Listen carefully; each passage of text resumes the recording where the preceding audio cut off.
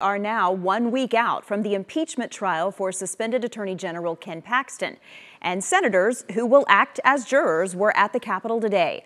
Our senior political reporter Jason Whiteley is here to walk us through what senators did and that pressure that they're now feeling. Yeah, Teresa, a lot of political pressure right now growing for these senators, many of the 19 Republicans in the state Senate at least, but we'll talk about that more in a moment here.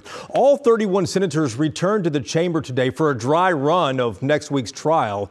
Cameras were not allowed in for it, but this is what the chamber will look like, the setup for it at least, when the trial starts next Tuesday. Senators there today to walk through the setup to make sure all the mics and the cameras were working, make sure they can see everything, go through some test exhibits, and make sure each senator can access those exhibits from the internal file sharing system.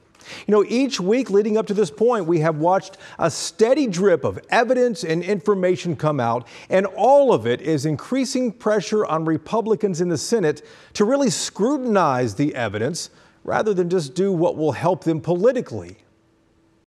But right now, I think senators are under more pressure to impeach than they are to not impeach. Whether the grassroots gets organized and starts to apply pressure, to me, is a big question here in the next week to 10 days. But I think we're going to know pretty early on how this thing begins to unfold.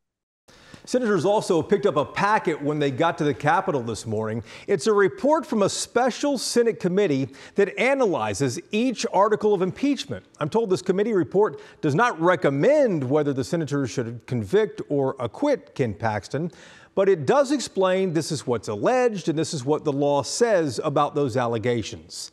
You know, the future of Ken Paxton's political career is on the line here. Trial begins Tuesday. The first day will likely be filled with rulings on motions that both sides have been filing recently. We're really expecting opening statements to start probably next Wednesday, a week from tomorrow. Cynthia?